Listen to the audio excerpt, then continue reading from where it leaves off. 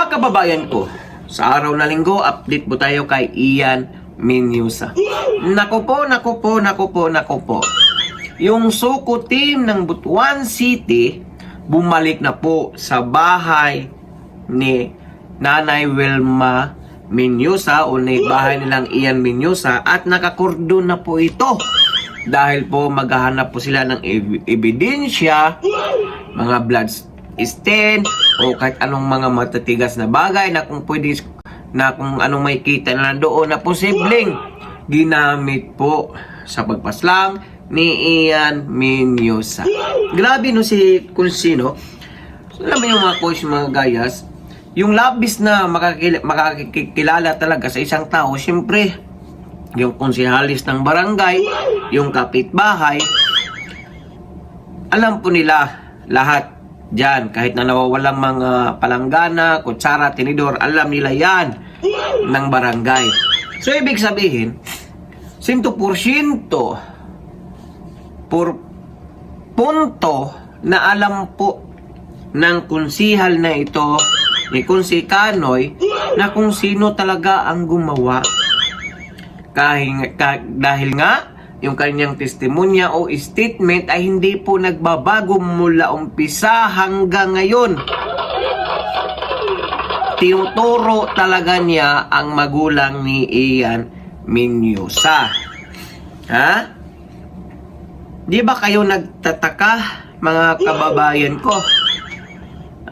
Kung bakit bumalik uli yung mga suko sa kanilang bahay at kinordon pa nga ito. Kinordon pa nga ito. Di po ba kayo nagtataka, mga kababayan ko? Kung bakit po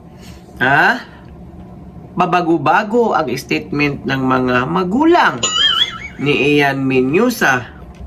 At di po ba tayo nagtataka noong sa unang araw ng paghanap, una o pangalawang araw o tatlong araw, mismo ang mga vloggers nagsasabi, nung pumunta ang mga kapulisyan, may isang kwarto na ayaw daw papasukan ng mga magulang. Dahil nangangamoy na po ito. Well, wala pong magagawa ang mga kapulisyan. Hindi po sila pwedeng pumilit doon na pumasok dahil wala po silang search warrant na maipapakita sa mga magulang ng biktima.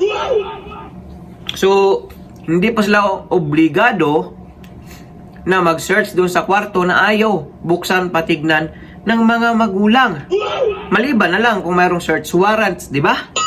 Kaya hanggang sa papagnan po sila, hanggang sa labas ng bahay, pero hindi po sila makapasok sa kwarto kung ayaw ipapasok ng mga magulang.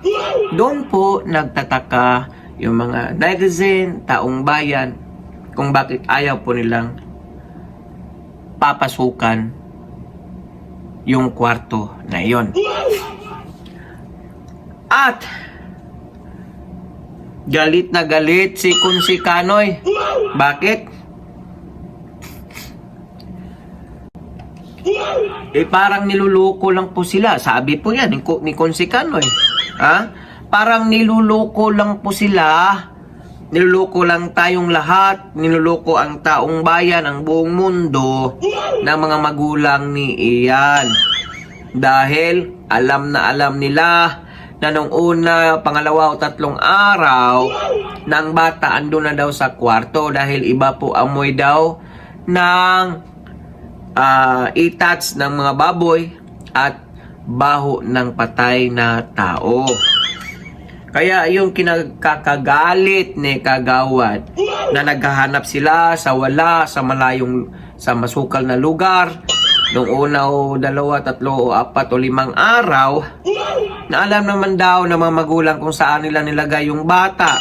O diba, may kumakalat pa sa social media na yung kwartong ayaw papasukan ng mga magulang, may nakatirik na mga kandila. May nakatirik na kandila at maliban pa doon, yung amoy talaga. Mismong mga kapitbahay vloggers na amoy po nila yung masangsang na amoy. Kaya sigurado si Konsi nandoon yung bata sa kwarto. At galit na galit siya dahil niloloko ng mga magulang ang taong bayan pati mga kapulisyan. Oh? Biruin mo, maghahanap ka sa masukal na lugar. Maabot ka pa ng ilang kilometro.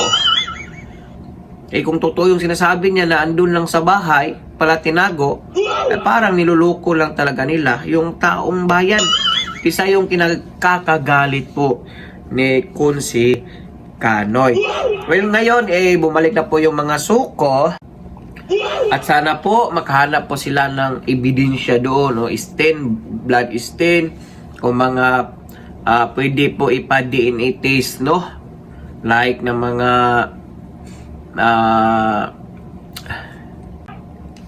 buhok, dugo, at kung may makita pa silang pwede ipa-fingerprints, gagawin po nila ang lahat, hindi lang po dun sa bahay, pati sa crime scene, no? Sana po talaga makamit po ni Ian Menyusa yung hustisya dahil nakakaawa po talaga yung bata.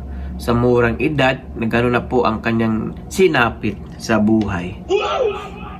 Grabe nakakaawa po. At mayroon din pong mga haka-haka o rumor na ito daw si Ian Menyusa ay hindi umano anak sa kanyang asawa, anak daw ito sa pinsan. May isang vlogger akong napapanood.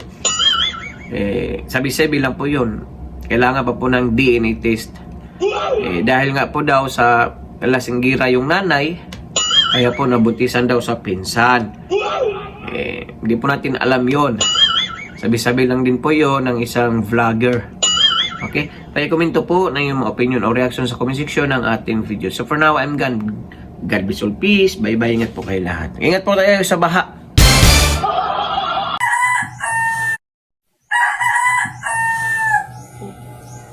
Sayang trip. Sama siyang kuya yung tuslokon.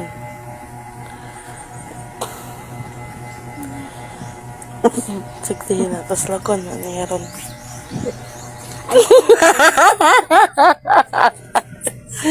Sungugan.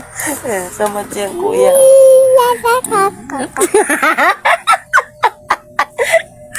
Tuslokon. Kasungugan na. Oh, tay. Tay? Ano ba gini yung katawa? No. Mangilo. Namang yayay kuya. Away yayay kuya. Away. Namang yayay. Tumangil. Tapos lang ko din naman. Parang kasipat batay. Tidak ko, kaking.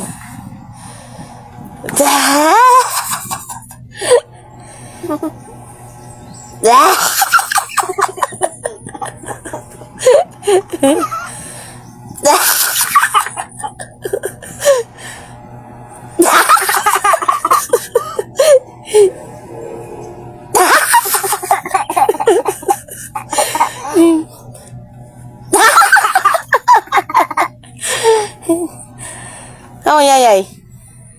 Namang yayay kuya. Namang yayay ni kuya. Simot aja kuya, simot. Simot ayay. Simot. Puno. Sito na bro. Our hearts beat to the city streets. We began to feel the fire. We rise like